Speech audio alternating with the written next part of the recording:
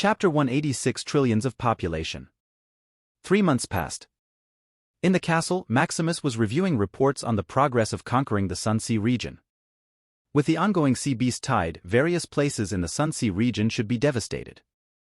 However, with Johnson's strategy, using puppets, they saved these places like a ray of light in the darkness. This tactic won people effortlessly, leading them to swear loyalty to the Moonlight Empire. Swearing allegiance to the Moonlight Empire was the most crucial part. Swearing willingly led to a pure amalgamation of will, while swearing under oppression bred a corrupt amalgamation of will. Thus, emperors rarely conquered territory by force. Usually, it was through enticement and benefits. By now, more than half of the Sunsea region had become Maximus's territory. The Moonlight Empire already had trillions of people in its midst. This caused the amalgamation of will he received to reach a whopping billion. Such a vast sum was enough for him to achieve many things, whether it was mastering knowledge or improving his talent more quickly. Unfortunately, it seemed that after the population reached a trillion, the addition of the amalgamation of will reached its limits. Now there were only 3 things he could do: expand his territory, improve the quality of the population, and conquer other empires. While Maximus was reviewing the reports, his chief minister finally arrived. "I've met your majesty." Doran bowed. "At ease. How are you coping with the increase in population?" "We can barely manage the situation, your majesty," Doran sighed. "By now, we can only assign 1 or 2 officials to every city. Originally, they only had over 100 billion in population, but in just 3 short months, it had shot up to trillions. How do you plan to solve this?" Maximus asked. "We plan to reuse the previous officials and ministers of these lands, your majesty. By now, they have already undergone rigorous courses to reshape their ideology.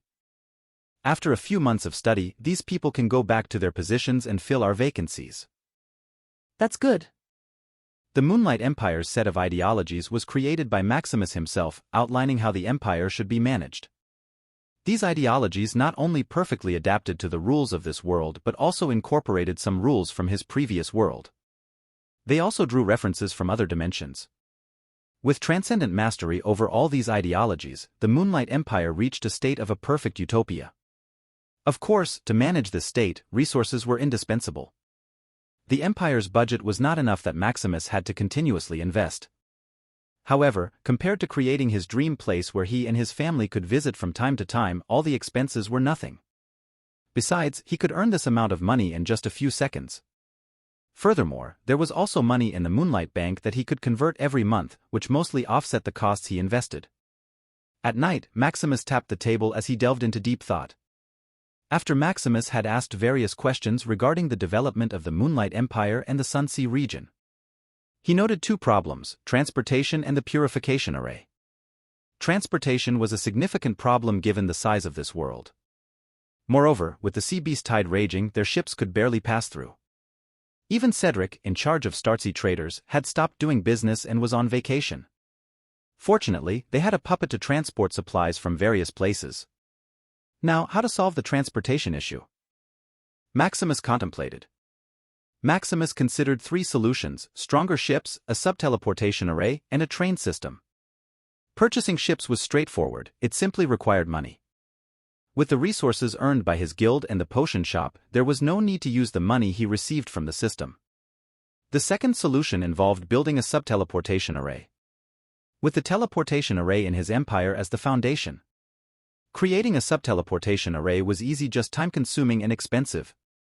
Furthermore, it didn't require professionals to create a subteleportation array. One simply needed to set the array of materials and carve the pre-programmed runes.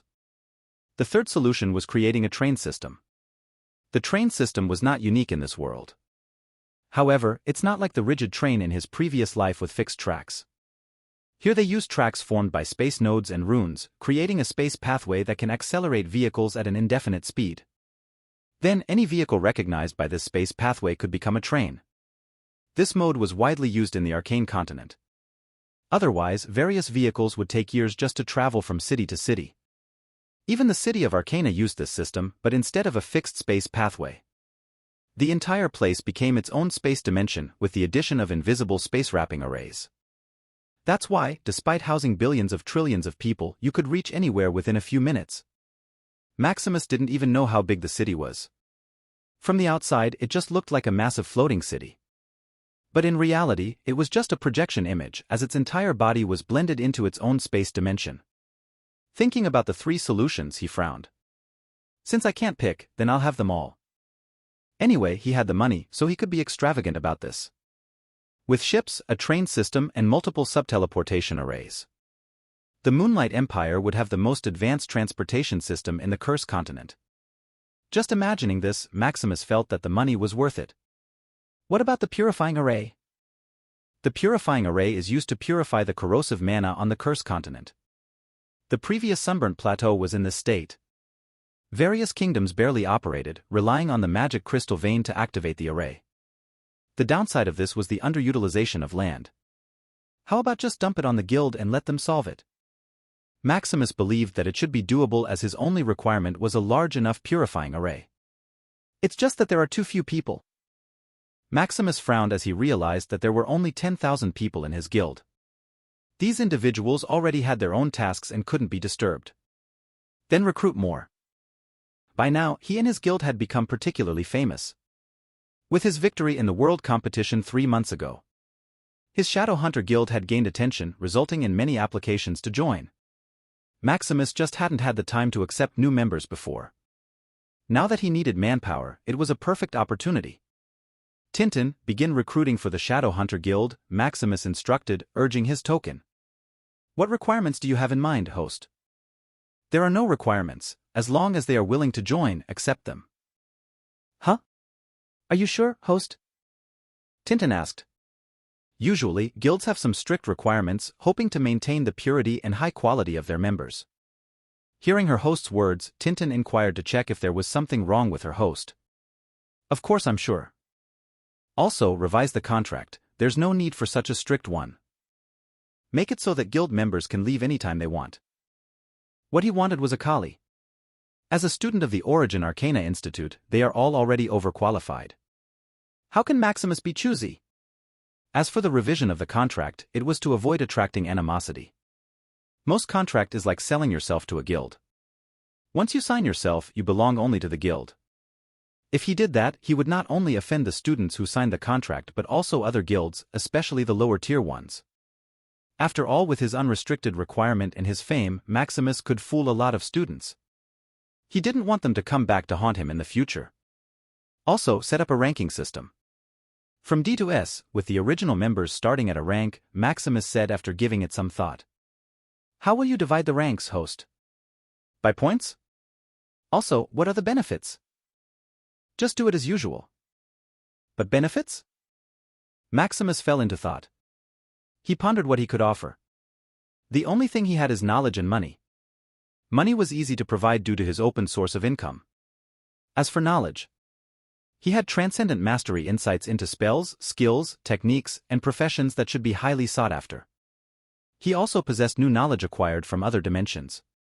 The only challenge lies in how to share knowledge. He quickly sifted through potential solutions. I've got it. Maximus thought in excitement. He thought of the method used by top guilds. With epics of inheritance, they also have some unique skill that is forbidden for others to learn. To prevent the spread of these skills, a mere vow and contract were insufficient, so they devised a new method. They called it the Pack of Inheritance, a combination of a vow, contract, and a spell. This method closed all the loopholes by directly erasing any information once a possibility of divulging these skills appeared. Now, Maximus only needed to obtain and learn this skill.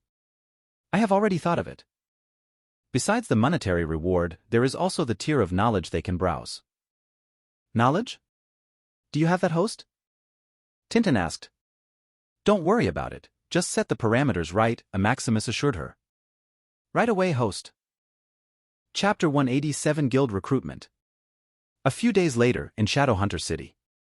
Today was the first day when the Shadowhunter Guild was finally willing to recruit members. The news quickly attracted millions of applicants to the city, all hoping to be recruited. Among them was Tarek, an old student who had been at the Institute for centuries. Tarek could be described as mediocre within the Institute. Without much hope, he can only muddle through his life. However, after Maximus rampages into the abyss, his stale blood couldn't help but boil. He wished he also had that kind of strength. When he heard that his idol guild was recruiting, he hurriedly made his way to the city. So, this is Idol's Guild City, Tarek muttered to himself. Although many areas were still under construction, the silhouette of a great city was already visible. After wandering for a while, he found the registration building. Upon entering, he was met with a multitude of other candidates who all wore peculiar expressions. They were neither happy nor sad, as if they had arrived at the wrong place. Holding his curiosity, Tarek patiently waited for his turn. A few hours later it was his turn. "Hello, I came here to join the Shadowhunters Guild." "Just register your information here," the alchemy puppet instructed, taking out a device. Tarek quickly scanned his token in it and completed his registration. "Done. What's next?" Tarek inquired. "You just need to sign this contract and you're in," the puppet said emotionlessly. "You're in?" Tarek muttered unconsciously as he glanced at the contract. The contract was a standard guild agreement, just slightly more lenient, indicating that members could leave at any time. This left Tarek puzzled. "Where's the test? Don't I need to meet certain criteria or something?" Tarek questioned. "Perhaps I'm so talented that I can automatically join?" he mumbled. Tarek was shocked at how easy it was to become a member of his idol's guild. Earlier Tarek was even contemplating what to do if he failed to join the guild. Now this puppet told him that he was just one signature away from becoming a member. There is no such criteria. Just think of the guild as a more private mercenary guild, the puppet explained. In a mercenary guild, you can join in without any conditions. You can even join it and still be a part of a private guild. Within this guild, you have the freedom to publish and accept missions of all kinds. This is how most people from the arcane continent earn money. With a vast amount of missions from all over the world, it's a gathering place for all kinds of people. Even Maximus used this platform to hire teachers for his empire's academy. However, using it to hire people for odd jobs within his empire was a bit of a stretch. For instance, building a subteleportation array, though not requiring professionals. They still needed proficiency in material composition, refining, and rune carving. These skilled individuals were already employed by private guilds. To get the job done, Maximus had to pay several times the original amount. Even though this wasn't a significant expense for Maximus, he disliked wasting money. Besides, he already had his own guild, why spend money on other people? Moreover, it was more convenient when it was your own guild, just let Tintin post it on the guild mission board and you're done. In a mercenary guild, there were too many procedures that Maximus was too lazy to deal with. Upon learning how the Shadowhunters Guild operated, Tarek signed up nonetheless. After all, he could leave anytime he wanted. Perhaps there was something unique about his idol's guild? After signing the contract, his token displayed an additional panel showing the guild interface. Tarek Jitri. Rank D, 0/100. Guild points 0. There's still a ranking? Tarek murmured as he read through the guild's introduction. The Shadow Guild was formed by 10,000 special students and one core student. Just reading this introduction left Tarek somewhat awestruck. So many. The number of special students is already comparable to the old guild that has operated for epochs. Yet the founding guild members already match that. As Tarek read through the explanation of ranks and guild points, he became more confident in his choice to join the guild. Ranks are quite straightforward, representing your status and privileges within the guild. One can upgrade rank by simply completing missions. However, when he looked at the lowest D-rank mission, which involved setting up a purifying array, it only provided 0.1 guild points per city. In other words, he would need to complete 1,000 D-level missions just to advance to rank C. As for the use of guild points, aside from upgrading rank, they are also used to purchase unique resources within the guild. While browsing through the exchange list, Tarek was taken aback. There's a Tier 6 Hail Pure Core here? This was a crucial resource he needed to consolidate his tier and advance to Tier 6. Originally, he had been struggling to find this item, but now that he saw it, he felt eager to complete missions and buy it right away. Scrolling further, he discovered various materials and other rare resources that were hardly obtainable anywhere else. As expected, Idol's Guild is indeed the Idol's Guild. Tarek thought excitedly. Although the flow of resources in this world is fast, that you can purchase anything. The demand and consumption were also high, leading to shortages of rare resources. Without connections, you might have to wait for hundreds of years to secure a reservation.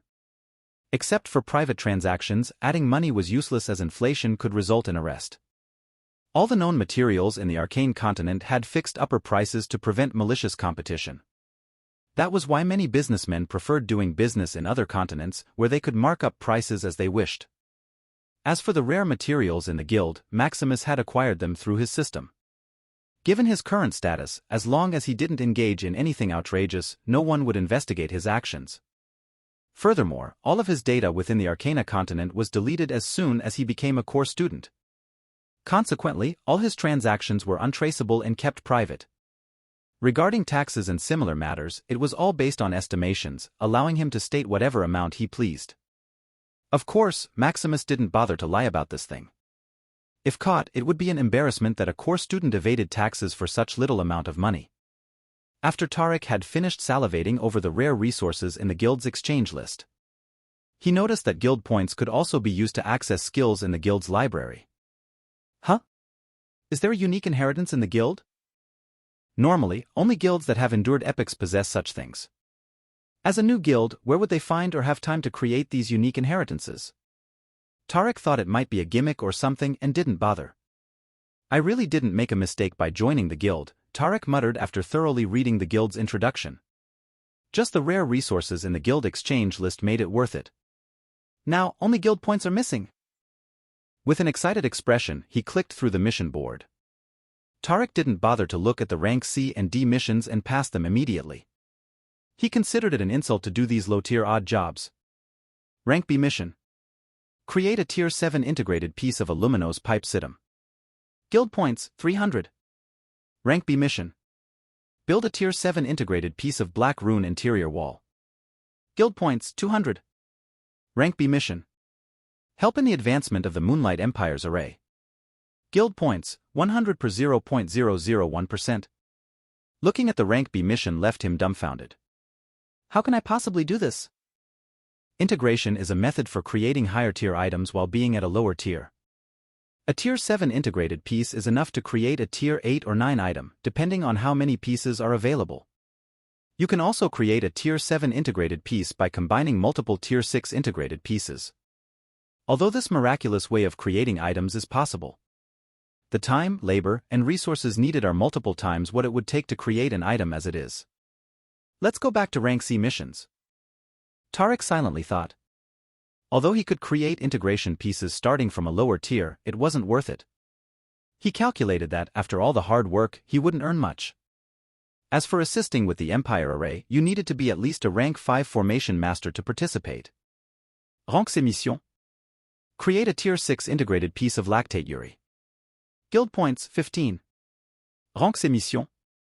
Carve a subteleportation rune array. Guild points, 3 per piece. Rank C mission. Set up a space pathway. Guild points, 10 per kilometer. Now that's much easier, Tarek smiled and quickly selected a mission. As for calling these low-tier missions an insult, he had already cast that thought aside. Guild points is what matters, and nothing could prevent him from earning it. Just wait for me, my little cuties. Tarek thought as he took one last look at the guild exchange list. Chapter 188 Exchanging Guild Points. A day later, on Yamina Island. Finally, I've arrived. Tarek heaved a sigh of relief. The mission he had chosen was to set up a subteleportation array. Upon arriving in the Moonlight Empire, he was amazed by the liveliness and prosperity. In some aspects, it even surpassed cities on the Arcane continent. If it weren't for his mission, he would have liked to take his time and visit the place. Seeing the peacefulness of the Empire, Tarek thought that the journey would be easy. However, coming out of the Sunburnt Plateau, he was greeted by a tide of beasts. Although it was nothing to him, seeing such an endless number of sea beasts left him numb. The original journey of a few hours turned into a day before he reached Yamina Island. Hello, are you Lord Tarek, sent by His Majesty? A high official managing the island asked. Maximus had already sent a notification so that these officials could guide these lovely new guild members. That's right. I'm here to build the teleportation array. Tarek nodded and stated his purpose. Then please come with me. He bowed. Following the high official, they arrived at the center of the island. On the way here, Tarek saw how devastated the place was. Fortunately, it seemed that the people were still hopeful and there was still a stable source of supplies.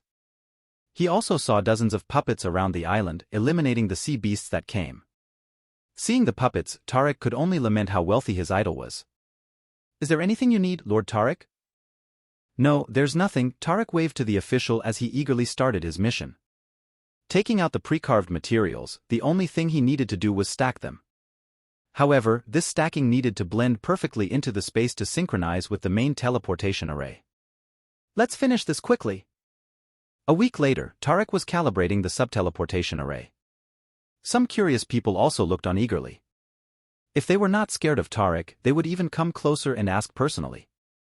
For them, this teleportation array represented hope, not only for themselves but for their children. After Maximus conquered the island, the officials immediately conducted a census and talent testing. Talented individuals could go to the Moonlight Empire for further study until their island was further rebuilt. Furthermore, they could also choose to live there if they had enough money or strength. "Done." Tarek muttered happily, receiving the signal from the main array. Rank C mission complete. Set up a subteleportation portal. Guild points 30. Tarek jittery. Rank D 30%. Guild points 30. Looking at his additional contribution points, he couldn't help but smile. Just a few more missions and I can buy a Tier 6 Hail Pure Core. In the guild exchange list, rare Tier 6 resources only cost a few hundred credits. It can be said that guild points are more valuable than a top magic crystal. "Congratulations, Lord Tarek." The high official, seeing Tarek happy, complimented. "This is easy." Tarek smiled arrogantly. While they were talking, the subteleportation array moved as people kept coming out. "Finally, I can do a different mission." "I've waited long enough, those rank D missions were not for humans." "That's right. If it weren't for my weak strength, I would choose higher ranked missions." These people who came out were also new guild members, the only difference being that they were weaker. Most of them were Tier 3 to 4, unlike Tarek, who was Tier 5 and had extensive knowledge. These people could only do repetitive tasks that required intensive manual labor. "Then why don't you quit?" Pilo, a new member who had just joined yesterday, asked. He had only come here under the banner of Maximus, the #1 genius of this era. However, upon seeing that the guild had no requirements or tests, he was a little disappointed. After all, he still had some arrogance. If others could join easily, does that mean the guild is not something special? "Did you look through the guild exchange list?" Jeremy, a week-old member, asked. "No, isn't it just some common resources?" Pilo muttered. "With so many people joining, it can't have rare resources, right?" He added. After being disappointed by the guild, he didn't even bother to read its introduction. He just went straight to do missions, to quit and leave quickly. Although it is said that leaving the Shadowhunter Guild is easy, you still need to be at least a rank C member to do so. Meaning he still needed to do a bunch of missions before leaving. Such a rule is, of course, Maximus's evil taste. If he can't persuade these people to join the guild, at least let them contribute a little. This can also better retain some weaker individuals, especially those who can only do missions that reward 0.1 points. Doing 1,000 missions just to quit the guild would take them years. By then, would they still have the will to quit? There is also the rare reward that they definitely can't pass up. After they had a taste of what his guild could offer, can they still bear to leave? Anyway, Maximus did his best to retain these people. For now, it's somewhat effective as there's still no one who has quit the guild. Of course, it's possible that they are still saving enough points. Don't underestimate a guild by a core student, especially the one hailed as the most talented in this era. Jeremy sneered. He had seen many impetuous people not even bothering to grasp the essence of things. Fortunately, under his persuasion, they were willing to see things in a new light. This also made him somewhat of a leader among these new members. This fueled his ambition to achieve something bigger. "Whatever, let's see," Pilo muttered as he looked at the enhancement list to see what this person was talking about. Looking at the enhancement list, his nonchalant face changed from shock to excitement and eagerness. "Is this real?" Pilo muttered in excitement. "Don't worry, lad, we already tried to exchange something by pooling our guild points, and it's real," Jeremy reassured, patting his shoulders. "Ha ha ha, it's real." Pilo, who still couldn't believe what was on the list, laughed loudly. From rare top potions to foundational resources. If Pilo could have all of this, then his advancement would be smooth sailing. Usually, these resources were monopolized by top guilds and families. Now he was also a part of a top guild, with access to these resources. As for his earlier disappointment, that was long gone. He even blamed himself a little, thinking he should have joined the guild earlier to earn more points. How about it? Let's finish the mission early and earn guild points. Ha ha ha, indeed. The two talked happily as they embarked on their mission of setting up an array. As for Tarek, who was observing this scene, he could only smile wryly. After all, he had also gone through such psychology. I also have to do more missions. Tarek clenched his teeth and set out on his journey. 2 months later, in Shadowhunter City. After Tarek had collected enough points, he quickly came to the guild city to get the resources he needed to advance to tier 6. After all, the higher his strength, the faster he could earn guild points. Just as he was about to head to the guild resources point, he passed by the guild library. Huh? So crowded? Tarek thought puzzledly. In his mind, the guild library should be a gimmick. Yet, looking at a large group of people looking eagerly from the outside, he became curious and asked someone in line, "Excuse me, what are you doing here?" Of course, to browse the guild library, the lady named Cream rolled her eyes at such a stupid question. Tarek was left speechless. I mean, are there really unique skills in the guild library? Tarek rephrased his words. Why not? You can see for yourself instead of bothering me here, Cream muttered in dissatisfaction. Okay. Tarek nodded unconsciously and joined the line behind her. Why are you standing behind me? There's a line over there. Cream pointed out. Can I stand here? Tarek asked doubtfully. Suit yourself. Cream didn't bother with him any longer and continued waiting. After a few minutes of waiting, it was finally their turn. Entering, they were asked to perform a pact of inheritance, ensuring that whatever they read here would never be divulged to others. Inside, Tarek didn't see anything different from the usual library. However, deep inside of him, there seemed to be a calling guiding him around. Finally, after walking and following his instincts, he found a cultivation manual about the condensation of Gale law, which was in line with his path. What is this? Tarek muttered and tried to open it. However, before he could do so, a notification appeared, requiring him to pay guild points. Seeing that it required 250 points, nearly all he had, Tarek nearly threw the book aside and left immediately. What a joke! He earned these points painstakingly over 2 months without eating or sleeping. And it's only enough to read chapter 1 of the book?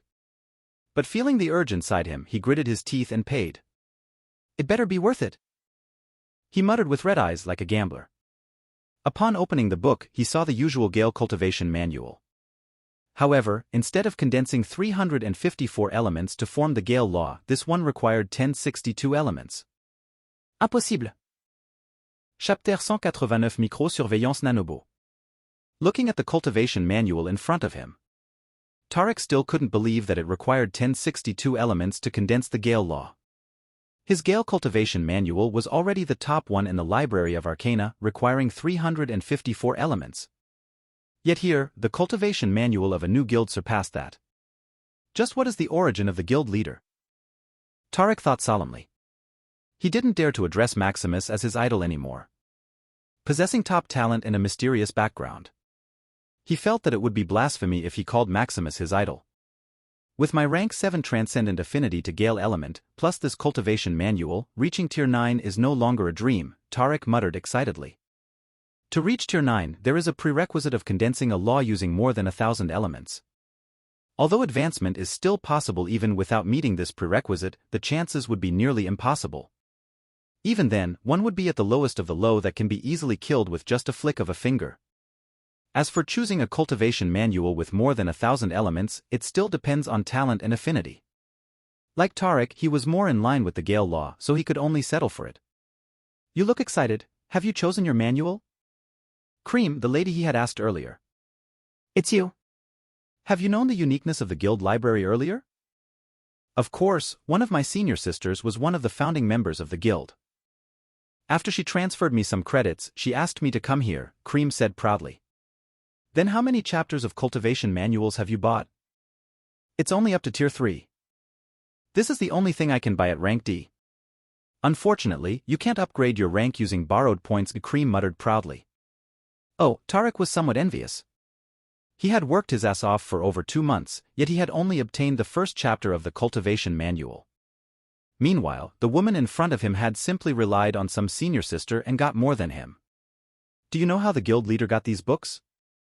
Tarek couldn't hold his curiosity and asked. After he calmed down, he saw various cultivation manuals here. Although he hadn't read them, Tarek had a feeling that these cultivation manuals were of the same tier as the one he was holding. I don't know. The only thing I know is that the books contained here is on a different level, Ikrim said seriously.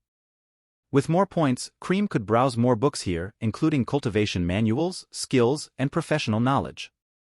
There were even books that she hadn't heard of. The quality was so mind-boggling that she thought they were fake. However, upon confirming with her senior sister, she learned that all the books here were as real as gold. Anyway, you better earn guild points quickly, Ikrim teased as she left. Guild points? Tarek nearly teared up at the thought. He now had mixed thoughts about the Shadowhunter Guild. On one hand, there were rare resources and top skills available. On the other hand, it would require his blood and sweat just to earn guild points. Hey, this is just for now. In the future, I will also earn so many guild points that I can throw them around when I'm happy, Tarek vowed. At the city of Arcana, Maximus was in his training chamber, experimenting on the atomic god metal. In front of him was a micrometer-sized surveillance nanobot. This should be enough, Maximus nodded in satisfaction. It took him a few months of experimentation to finally conceive this nanobot. Besides its small size, it possessed no aura. Unless one saw it with their own eyes, they would not know that they were under surveillance. The only problem is the signal receiver, he sighed. As it didn't possess mana to transfer information, it needed some sort of carrier. What he used was a high-frequency light signal that is more hidden and faster. The only issue is that it's only effective for short distances. He needed more than 1 million of these nanobots to efficiently transfer information in just over 1 kilometer of land. This is a huge problem, as individuals with high enough perception can easily notice this. Anyway, I will only use it to monitor the Sun-Sea region, Maximus comforted himself. As long as those dumb sea beasts don't notice, it's enough. The reason he bothered to do this is because monitoring arrays won't work in the sea. With the sea beast tied, the mana becomes quite chaotic, disrupting the monitoring arrays.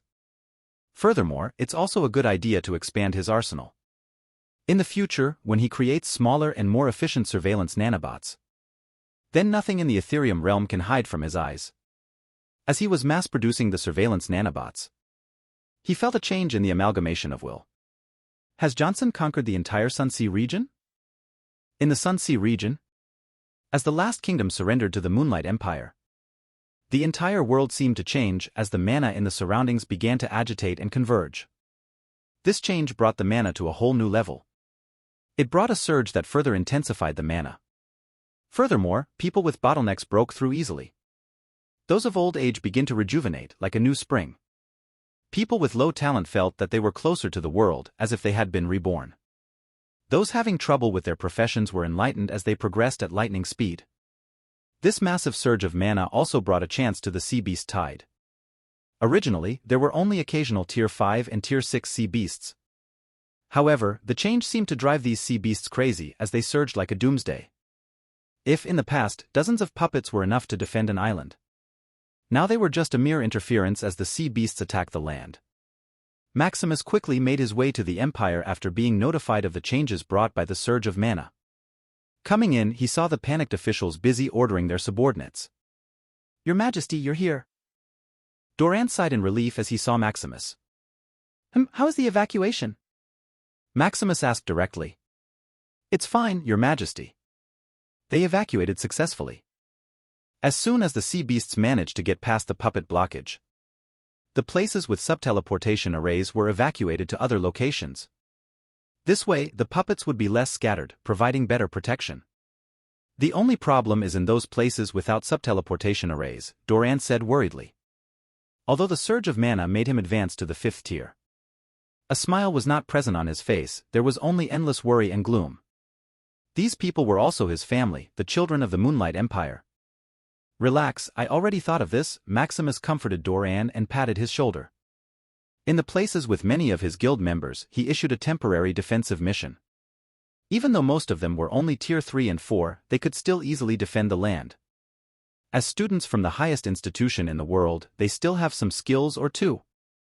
Killing cannon fodder within 2 tiers above them was still relatively easy. As for the places without enough of his guild members, he released some of the restrictions on the puppets, making them reach tier 7. With millions of Shadow Guild members and nearly 100,000 puppets, though it appeared dangerous, everything was relatively peaceful. Is that so? Doran sighed in relief, believing what His Majesty had said. Just keep everything in order, reinforcements are on the way. The reinforcement consisted of his newly recruited guild members. By now, there were already tens of millions of students he had fooled into being his collie. With rich rare resources and top-tier skills, these students were ready to do anything to earn some guild points. Originally, they were getting numb to the repetitive and boring tasks, planning to rest a little. However, upon seeing the emergency mission, each of them geared up, ready to tear these sea beasts to pieces. Somewhere in the Sunsea region, the guild members geared up, their eyes gleaming like starving wolves seeing prey. How many points would I get if I kill all of these? One student estimated, firing indiscriminate spells. Ha ha ha, my sword is hungry and thirsty, a man said as he dove into the sea of beasts without care. I hope you last longer, my sweeties. A weird pervert muttered lewdly as he slowly poured a concentrated poison. Just in time to test my new strength. These people seemed to have endless energy as they killed the sea beasts faster than the sea beasts could get to them. They even dove deep into the sea, hoping to exterminate the sea beasts faster. After all, this was a time-limited mission. If they couldn't bankrupt their guild leader, they would consider it their failure. Thinking of their guild leader's face when he saw that the resources in the guild exchange list were emptied filled them with energy. As for when the mission would end, it would be when there were enough subteleportation arrays to evacuate the people to other islands. Chapter 190 Ambition of Westle Empire. In the Westle Empire, seated on the throne was Emperor Khan. Unlike other top empires, which were only interested in profit, Khan was ambitious and determined to become the Cursed Continent Holy Emperor. Just now, the recent commotion in the Sunsea region reached his ears. Moonlight Empire is finally rising to the throne of the top empires. Khan frowned. It's happening too quickly. In just over a decade, Moonlight Empire has reached this level. Since the very beginning, from the start of the era of imperial domination, Khan had been closely monitoring every move of the Moonlight Empire. The only conclusion he could draw was that the Moonlight Empire was wealthy. This wealth extended beyond resources, it encompassed connections, talents, and status. Originally, he was puzzled about the source of this wealth, but just over 3 months ago, Khan learned that Maximus, the Emperor of the Moonlight Empire, was a core student of the Origin Arcana Institute. Maximus barely moved that even with the spies around, he didn't know much about this emperor. If not for the world competition, Khan might not even know this information. Once Khan discovered this, he immediately dedicated a lot of resources to learning everything about the Moonlight Empire's actions. From the puppet appearance to the emergency missions of the Shadowhunters Guild, he was well informed about these matters, perhaps even more so than the Emperor of the Moonlight Empire. Tier 6 and Tier 7 puppets. They are quite formidable, Khan mused. With the Westle family's foundation, he didn't take these puppets in his eyes. What concerned him more was what lay behind them. Obtaining a large quantity of these puppets required both money and connections. Yet the Moonlight Empire seemed to obtain them at a moment's notice, which was quite remarkable. However, becoming the Holy Emperor is not solely about these external factors, Khan thought confidently. His aura began to emanate, causing even the hidden guard stationed by the Westle family to tremble. This hidden guard was a Tier 8 individual secretly trained by the Westle family, present here in case of an emergency. You don't have to hide, I spotted you a long time ago, Khan said without emotion. I've met your majesty. Seeing that he had been discovered, the hidden guard emerged. So it's you, Senior Kira. I've long wanted to meet you. No need for courtesy, I didn't expect that the boy from the past could grow to this state, Kira said with a sigh. Ha ha ha, this is because it's the era of imperial domination, everything is possible, Khan laughed wildly. Khan was born with the most common talent and was almost thought to be a bastard child of the Westle family. From oppression to indifference, his experience growing up was not pleasant. However, despite all of this, he never reconciled. With a monstrous mind and comprehension, Khan overcame all the odds and succeeded in becoming an emperor managing one of the Westle family territories. Originally, he was given a better choice than managing some backward empire. However, deep within him, he felt that this was his destiny, his calling. After becoming an emperor, the Westle Empire grew by leaps and bounds, becoming one of the top empires in the Cursed Continent. Using these resources, he managed to break all the barriers and reach Tier 6. Originally, he thought he could only stop there and settle into his life. However, the beginning of the era of imperial domination was like a catalyst, telling him that it was time. Recalling all the hardships to reach this point, Khan smiled wryly. Is it the amalgamation of will? Kira asked warily. To make a Tier 8 individual tremble, despite being weaker, is simply not normal. Unless one was a core student of the Origin Arcana Institute, then it would be understandable. Those monsters, after reaching Tier 7, could slaughter the likes of him like chickens. Yes, from talent, affinity, even skills. Amalgamation of will can do anything. Khan smiled. For talent and affinity, the amalgamation of will was like a panacea, pushing everything to its peak. By now, he already had a rank 9 talent with a godly physique. His elemental affinity was also steadily improving. These advances were not within his control but simply the manifestation of his desire. Because of his past talent deep inside, he thirsted for the most prodigious talent ever born. The amalgamation of will just responded to that and made it happen. This mechanism is not something one can just go and control. One has to have an overwhelming desire for the amalgamation of will to respond. Khan was lucky that the amalgamation of will upgraded his talent and affinity. As for the skill, it's quite easy. Just infuse the amalgamation of will into it and hope for the best. Typically, the result would either mutate your spell or enhance your mastery. With a vast amount of amalgamation of will, his spell mastery reached transcendence. There was also his cultivation manual. Gathering all the cultivation manuals he could find, Khan gambled, pouring all of the Empire's amalgamation of will into it, hoping for a miracle. Not disappointed, just a few months later. A top cultivation manual with all the elements present in the world condensing the Overlord law came into his possession. Although Khan still didn't know its full potential, after advancing to Tier 7, the Overlord domain merged his empire into him. Khan and the Westle Empire become one. As long as the people in it were subservient to him, all of their strength, skills, and talent would converge into him. This was why, when he flared his mana, Kira felt palpitations. With his original strength, his people's strength, and Kira, he can also defeat a tier above him. Unfortunately, most of the powerhouse in the Westle family was in the Arcane Continent. Otherwise, he can also slaughter Tier 8 individuals like chickens. The Overlord domain could not only convert all his people's strength into him, but also when he willed and he can bestow this power to his subjects. With all of this, Khan felt invincible and believed that everything in the world was within his grasp. However, this was merely an illusion, as above him, there were still those apex sovereigns ruling the world. No matter how many Tier 8 individuals there were, they were like mere ants that could be trampled at will.